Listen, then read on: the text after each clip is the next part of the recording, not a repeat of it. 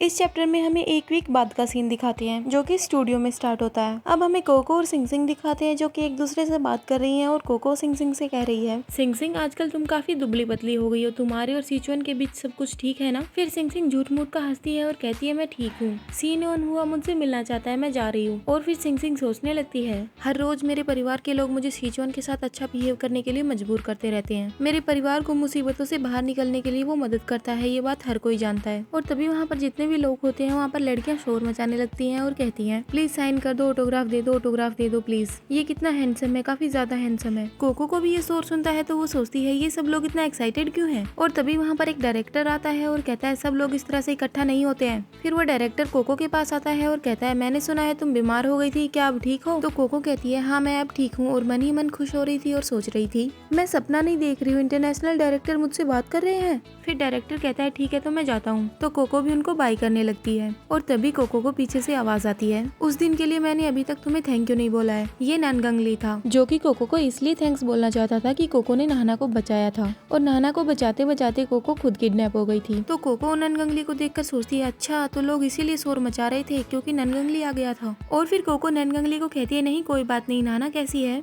तो ननगंगली कहता है वो शीलिंग वापस चली गई। अब हमें 3 लड़कियां दिखाते हैं जो कि आपस में बातें कर रही थी, इनका नाम तो कुछ पता नहीं है तो इनके बालों से बताते हैं कि कौन क्या बोल रही थी। ये तीनों लड़कियां कोको के बारे में बातें कर रही थी। तो ग्रीन बाल वाली लड़की कहती है ये बीमिंगे के साथ क्यों रहती है और ये ननगंगली को कैसे जानती है। फिर ब्लैक बाल वाली लड़की कहती है मैंने सुना है कोको और बीमिंगे लंबे टाइम से साथ में है। तो पिंक बाल वाली लड़की कहती है मैंने सुना है कि ये दोनों लवर्स हैं। इनकी बातें सिंग सिंग ने सुन ली थी तो सिंग सिंग कोको से कह रही थी ये लड़कियां तुमसे जलती है। तो कोको सिंग सिंग से कहती है इन लोगों को देखा करो, इन्हें शक की नजरों से देखने का कोई फायदा नहीं है।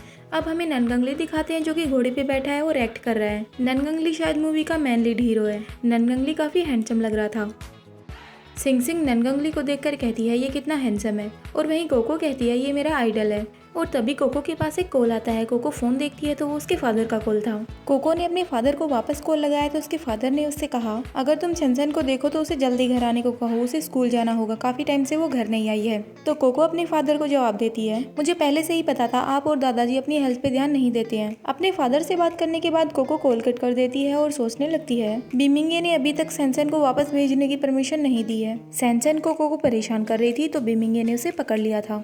अब कोको फोन को देख रही है और सोच रही है 1 वीक हो गया है बीमिंगे से मिले हुए, मेरे पास उसको कहने के लिए कुछ भी नहीं है। कोको बीमिंगे को याद ही कर रही थी कि तभी बीमिंगे का कॉल आ जाता है। कोको बीमिंगे का कॉल देखकर एकदम से हड़बड़ा जाती है और फिर सोचती है क्या करूं। थोड़ी देर बाद कोको कॉल उठा लेती है और बीमिंगे से पूछती है सैनसन कहाँ है, मेरे डैड उसे काफी याद कर रहे हैं। तो बीमिंगे कुछ भी नहीं बोलता, बस ये कहता है कुछ दिन बाद फिर से बात करेंगे। और फिर कोको सोचने लगती है मैं इससे बात करना चाहती हूँ लेकिन पता नहीं ये कैसा फील कर रहा होगा और पता नहीं क्या ही सोचेगा। और फिर बीमिंगे से कहती है अगर आपके पास कहने के लिए कुछ भी नहीं है तो मैं लंच करने चली जाती हूँ, गुड बाय। बीमिंगे कोको से कहता है क्या, इतने में कोको कॉल कट कर देती है। और फिर बीमिंगे थोड़ा चिढ़ के सोचता है लगता है ये मुझे मिस नहीं कर रही थी, मतलब दोनों एक दूसरे से बात करना चाहते हैं लेकिन कर भी नहीं रहे। और फिर बीमिंगे खुद ही बैठे बैठे सोचने लगता है मैं कोको को बहुत सारे ATM कार्ड्स दूं और उसे कहूँ कि इन्हें स्वाइप कर लो, मतलब यूज कर लो। मैं उसके चेहरे पर मुस्कान देखना चाहता हूँ, मैं उसे दबाना चाहता हूँ, मैं उसे टच करना चाहता हूँ, मैं उसे मेरे साथ खुश देखना चाहता हूँ। इन सब चीजों में से एक चीज चूज करना कितना मुश्किल है।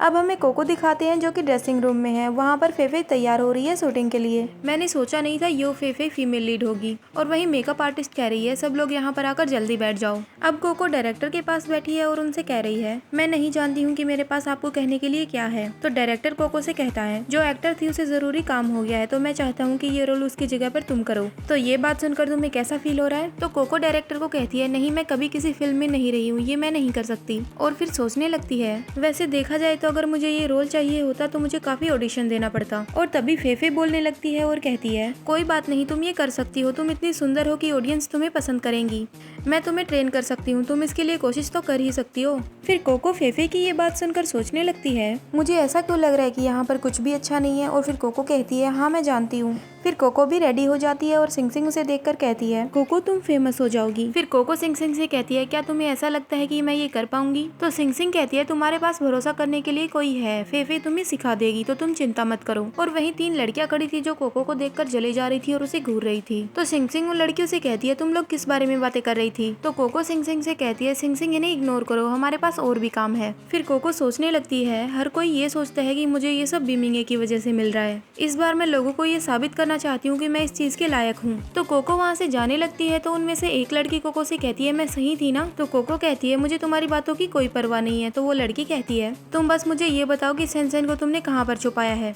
फिर कोको वहीं पर रुक जाती है और उस लड़की को घूरते हुए कहती है वो मर गई। फिर वो लड़की डर जाती है और सोचने लगती है ये मुझे डराने की कोशिश कर रही है, क्या पता ये सही हो, सेंसेन मिल भी तो नहीं रही। सेंसेन ने मुझे एक लेटर भेजा था, क्या मुझे उसका जवाब देना चाहिए। अब शूटिंग एरिया दिखाते हैं जहाँ पर सभी लोग शूटिंग के लिए रेडी हो चुके थे। अब हमें शूटिंग में दिखाते हैं कि कोको के पास एक लड़की है जो कि नीचे गिर गई है और कोको से कह रही है तुम मुझे धक्का क्यों दे रही हो। और तभी डायरेक्टर कहता है कट, ये क्या हो रहा है, ढंग से करो। पूरी दोपहर निकल गई लेकिन तुम सही से एक्ट नहीं कर पा रही हो। डायरेक्टर उस लड़की को बोला था जो कि कोको के साथ एक्ट कर रही थी। और वहीं कोको सोच रही है शायद ये इसीलिए नाराज है क्योंकि मैंने ये रोल ले लिया। और तभी ननगंगली आता है और डायरेक्टर से कहता है ये एक्टिंग नहीं कर सकती है, इसे बाहर निकाल दो। तो वो लड़की डर जाती है और कहती है क्या, ऐसा मत बोलो। फिर डायरेक्टर कहता है अगर इसे निकाल दिया तो इसकी जगह पर कौन काम करेगा। और तभी फेफे बोलने लगती है और कहती है इसकी जगह पर सिंग सिंग एक्ट कर लेगी।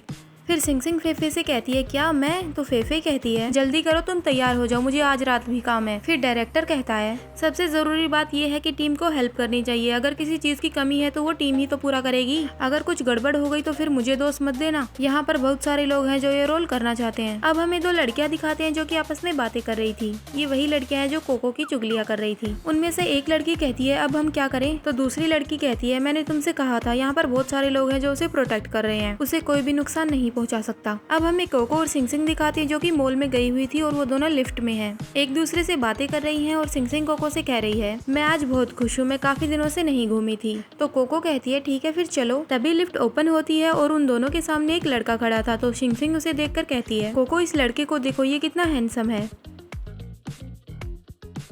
अब वहाँ पर जितने भी लोग लिफ्ट का वेट कर रहे थे वो सभी लोग लिफ्ट में अंदर आ जाते हैं।